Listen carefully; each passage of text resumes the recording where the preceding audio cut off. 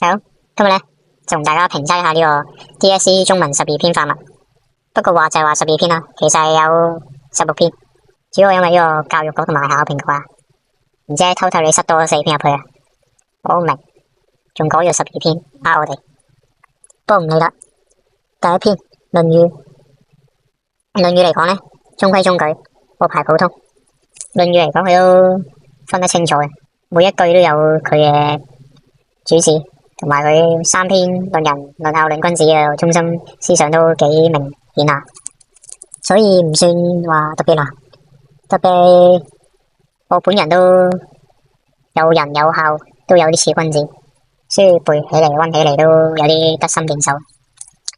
咁第二篇，如我所欲也，如我所欲也嚟講咧，同論語差唔多，都係想講嗰啲咩捨生取義，我都有嗰個捨生取義之心喺度。所以我背起嚟都係唔算太難。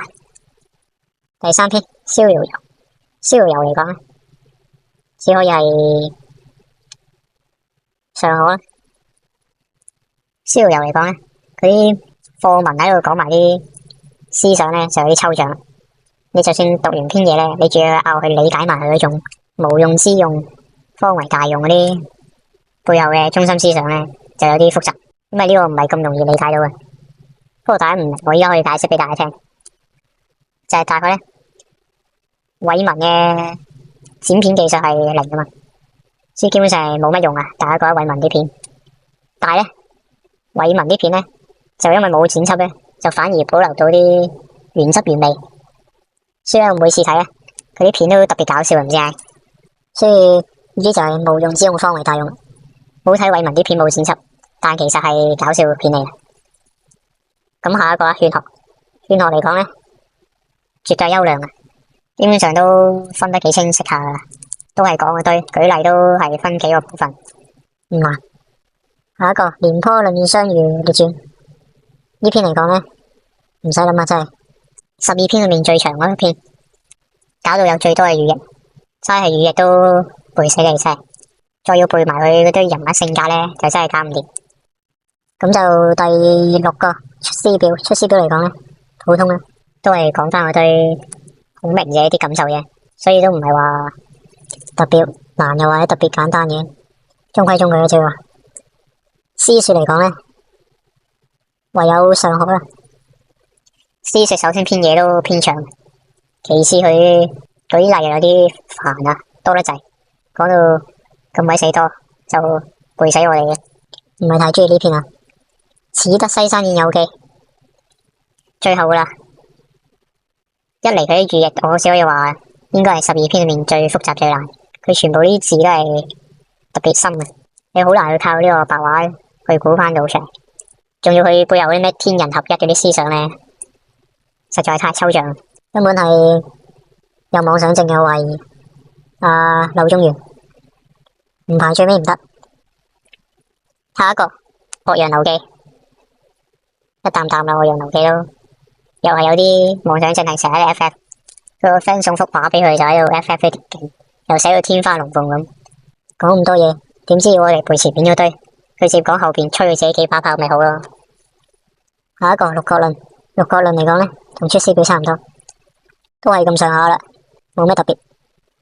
下一個到詩三首啦，呢個王維嘅山居秋暝，山居秋暝嚟講咧，只可以話良心佳作。首先係夠短，個結構又夠晒工整簡潔，基本上啲修辭啊，啲中心思想都幾清晰嘅，係可能仲有咩啲佛教嘅咩空啊嗰啲，有少少抽象，所以佳作。餘下獨酌，餘下獨酌又係詩又係夠晒短，不過咧就有個李白喺 FF， 不過飲咗酒係咁啦，當係優良啦。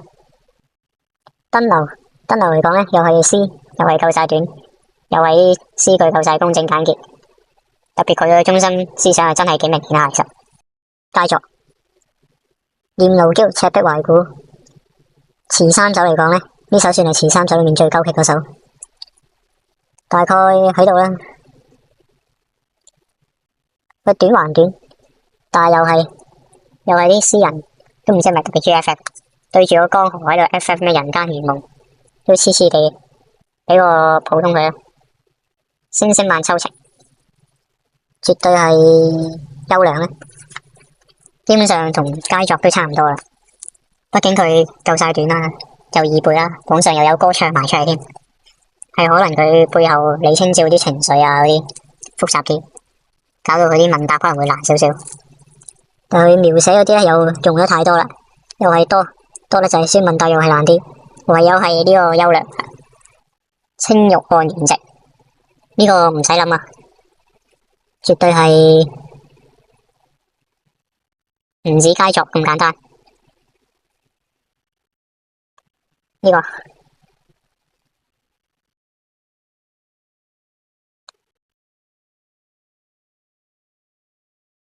你有睇過嗰個食住個副雪糕唱呢首就知啦。我呢首我到依家都仲識背，算係12篇裏面我背得最熟嗰首。咁呢度就係我對呢個中文 DSE 12篇嘅排名。咁今日段片就嚟到呢度先啦。如果中意呢段片呢，記得就訂閱呢個天線得得 B 同埋陳偉文。如果你有對呢個排名有啲咩意見或者諗法呢，歡迎喺下邊留言。咁我哋下條片再見，拜。I say, Mamba out.